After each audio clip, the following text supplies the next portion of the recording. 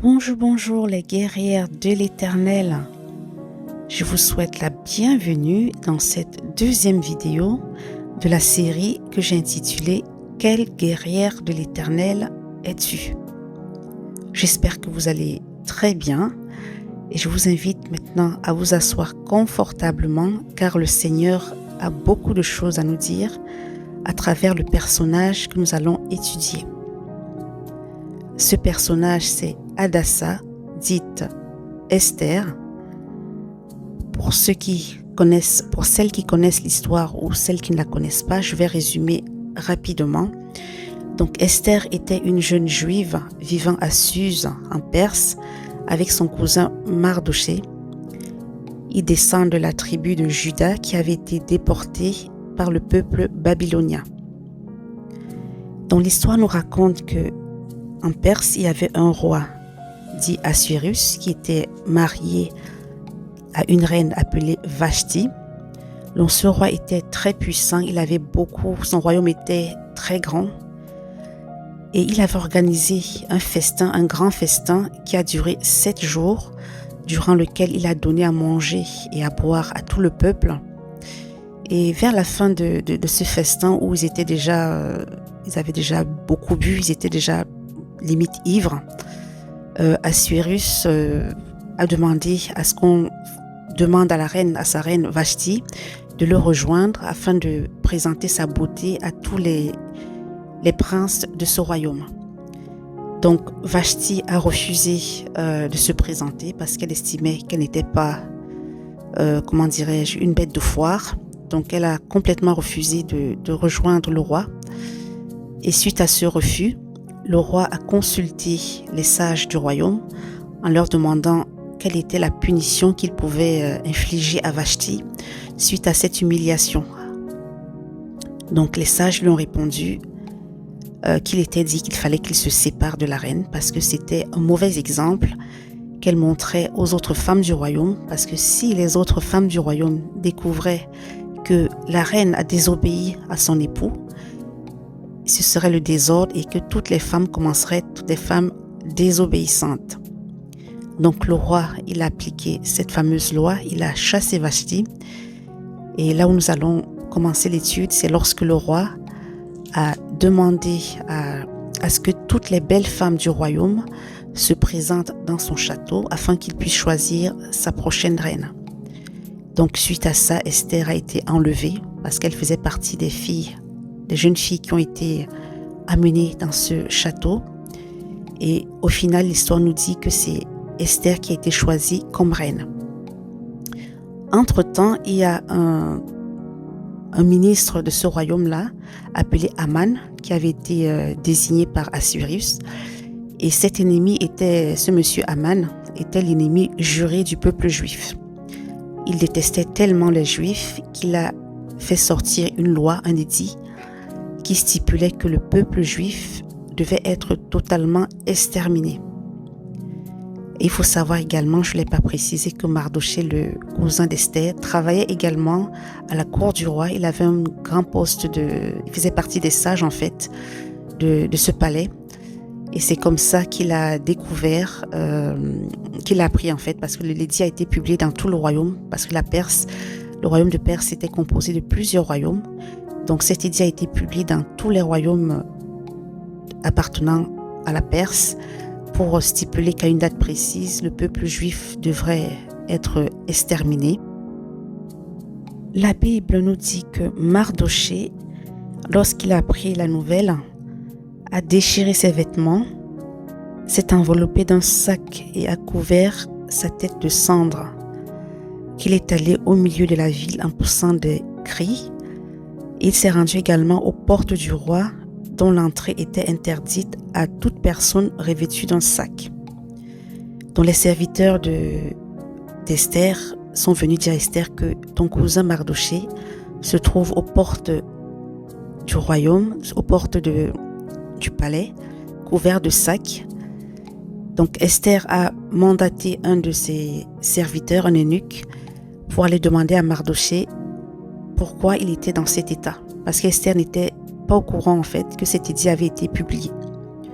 Donc l'eunuque est allé voir Mardochée, qui lui a expliqué la situation et a surtout transmis à l'eunuque, a demandé à l'eunuque d'aller voir Esther et de lui demander d'implorer la grâce du roi Assuérus afin qu'il fasse annuler cet édit. Donc nous allons lire à partir du verset 10 du chapitre 4, donc du verset 10 au verset 15, lorsque l'eunuque est reparti vers Esther pour transmettre le message de Mardochée et ce qui s'en est suivi. Donc Esther chapitre 4 au verset 10, il est écrit: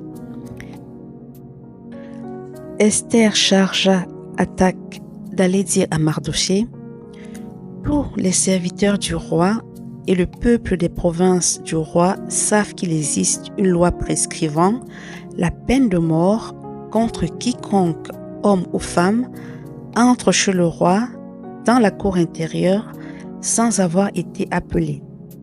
Celui-là seul a la vie sauve, à qui le roi tend le sceptre d'or. Et moi, je n'ai point été appelé auprès du roi depuis 30 jours. Donc, l'eunuque est parti transmettre cette information à Mardochée, qui a répondu à Esther en disant au verset 13: Ne t'imagine pas que tu échapperas seul d'entre tous les Juifs parce que tu es dans la maison du roi. Car si tu te tais maintenant, le secours et la délivrance surgiront d'autre part pour les Juifs, et toi et la maison de ton père, vous périrez. Et qui sait si ce n'est pas pour un temps comme celui-ci que tu es parvenu à la royauté. Après avoir reçu ce message, Esther a renvoyé l'eunuque vers Mardochée en lui répondant: Va rassemble tous les Juifs qui se trouvent à Suse et jeûne pour moi sans manger ni boire pendant 3 jours, ni la nuit ni le jour. Moi aussi je jeûnerai de même avec mes servantes, puis j'entrerai chez le roi malgré la loi. Et si je dois périr, je périrai. Donc voilà le message que Esther a transmis à Mardochée. Et suite à ce message, Esther est rentrée en jeûne, le fameux jeûne que nous connaissons, le jeûne d'Esther, le jeûne de 3 jours à sec, sans boire, sans manger, 24 heures sur 24. Donc, qu'est-ce que le Seigneur veut nous enseigner au travers de cette histoire d'Esther? Premièrement, il veut parler à toutes celles d'entre nous qui sommes des Esther de notre famille. Donc, toi, ma sœur, à qui le Seigneur a donné une place privilégiée au sein de la société, à qui il a béni, à qui il a donné un statut social, un emploi, un mariage, je ne sais quoi, mais qu'il a béni par rapport aux autres membres de la famille. Le Seigneur te rappelle aujourd'hui que cette position que tu l'as eue par grâce, pas parce que tu es plus intelligente, pas parce que tu es plus belle, pas parce que tu mérites mieux que les autres membres de ta famille, que tes sœurs, que tes frères. Donc, c'est que par grâce que tu occupes cette position. Et d'autre part, il t'a mise à cette position pour passer à travers toi, passer par toi, pour pouvoir relever, soutenir les autres membres de la famille. L'histoire nous dit qu'Esther, après ce jeûne, s'est présentée auprès du roi Assuérus, qui a tendu le fameux sceptre. Donc, elle a évité la mort, la peine de mort, ce qui lui a permis d'expliquer la situation à son époux Assuérus, qui a demandé à ce que l'édit soit changé parce que il ne pouvait pas annuler en fait, parce qu'il y avait une règle à Suse qui disait que lorsqu'un édit avait été déjà envoyé, le roi lui-même ne pouvait pas l'annuler. Donc il a fait en sorte qu'on réécrive un autre édit qui ne vienne pas annuler le premier, mais qui autorise aux Juifs à se défendre, parce qu'il était question dans le premier qu'ils ne se défendent même pas, qu'ils soient là à accepter d'être tués sans bouger le petit doigt. Donc le deuxième édit a été émis en demandant à ce que les Juifs se défendent. ce qui a permis par la grâce de Dieu que les Juifs se défendent et qu'ils soient sauvés. Donc, pour revenir à toi, ma sœur, que le Seigneur a positionné, a donné une place favorable dans la famille, il veut te rappeler que tu es là parce qu'il veut t'utiliser pour pouvoir relever la famille, soit sur le plan spirituel, pour que tu sois la brèche, pour que tu sois celle-là par qui il passe pour enseigner ta famille, pour leur montrer le bon chemin, parce qu'il a mis en toi des dons spirituels qu'il t'invite à utiliser pour sortir la famille, soit de la pauvreté, soit des difficultés de tout genre que la famille peut traverser. Et d'autre part, le Seigneur veut te poser cette question et te demande ce que tu fais de cette position qu'il t'a donnée. Est-ce que parce que tu es plus riche, du moins que tu as plus d'argent, on va dire, par rapport aux autres membres de la famille, parce que tu as un meilleur statut social, que fais-tu de ce statut qu'il t'a donné? Est-ce que tu l'utilises pour humilier les autres membres de ta famille? Est-ce que tu l'utilises pour les brimer? Est-ce que tu l'utilises pour les ridiculiser? Le Seigneur veut t'alerter là-dessus. Si tu es cette Esther qui utilise cette position pour mépriser les autres, pour leur faire du chantage, parce que certaines Esther, parce qu'elles ont aidé un frère ou une sœur, se permettent de leur parler n'importe comment, même si ce frère ou cette sœur est son aîné, se permettent de dire n'importe quoi, juste parce qu'elles ont une position sociale favorable. Donc ma sœur, toi l'Esther de ta famille, le Seigneur t'alerte et te demande de te ressaisir et de faire ce pourquoi il t'a appelé, ce pourquoi il t'a positionné là où tu es, afin que tu aides les autres membres de ta famille à sortir de la pauvreté, par exemple, à sortir des blocages spirituels, parce qu'il a mis en toi des dons, il a mis en toi des capacités et une force. Il aimerait que tu utilises à bon escient. Donc si tu es celle-là qui a des problèmes avec toute ta famille par orgueil, par mépris, parce que tu as une meilleure situation qu'eux, le Seigneur t'invite à recoller les morceaux. Le Seigneur t'invite à t'humilier, à retourner vers ta famille, à demander pardon et surtout à faire ce pourquoi il t'a envoyé dans cette famille. Pire encore, il y a certaines Esther qui coupent complètement les ponts avec leur famille. Elles estiment qu'elles ont une situation élevée et jugent bon de couper les ponts avec la famille, peut-être par honte, parce qu'il y a certaines qu'elles ont un statut social élevé. Elles ont honte de leurs origines, elles ont honte de la famille d'où elles viennent, ou certaines c'est juste par méchanceté qui ne pensent qu'à elles, qui se soucient juste de leur époux, de leurs enfants, et le reste, elles s'en moquent complètement. Ça, c'est la situation qui est même encore plus critique que la précédente. Donc, toi, Esther de la famille, le Seigneur te demande de revenir vers ta famille et de faire ce pourquoi il t'a envoyé en toute humilité. Maintenant, je veux m'adresser à vous autres dames qui n'êtes peut-être pas des Esther, mais qui avez des Esther dans votre famille. Que faites-vous de ces Esther que le Seigneur a positionnées dans votre famille? Parce qu'il y a malheureusement des familles qui combattent leur Esther. Parce que le petit frère ou parce que la petite sœur ou la grande sœur a une position meilleure que la tienne, tu fais tout pour la détruire, pour détruire son mariage, pour détruire son travail, en passant par des voies vraiment obscures pour certaines. Le Seigneur veut également t'alerter là-dessus, en vous demandant, vous mesdames qui avez des Esther dans votre famille, d'être plutôt celle-là qui prie pour cette Esther, celle-là qui la protège, celle-là qui l'encourage, parce que être Esther, c'est pas facile, c'est une charge énorme, mentale, physique, psychologique. Il vous invite à beaucoup prier pour les Esther de votre famille, à les soutenir, à les respecter, que c'est pas parce que vous êtes peut-être l'aîné que vous pouvez vous permettre également de lui dire n'importe quoi, alors que c'est celle-là qui se met à la brèche pour vous dans la prière, c'est celle-là qui se prive parfois pour vous soutenir financièrement, matériellement. De toute façon, que ce soit dans l'un des cas ou de l'autre, le Seigneur vous invite chacune à prendre sa position. Esther doit faire ce pourquoi le Seigneur l'a envoyée, dans le respect, dans l'humilité.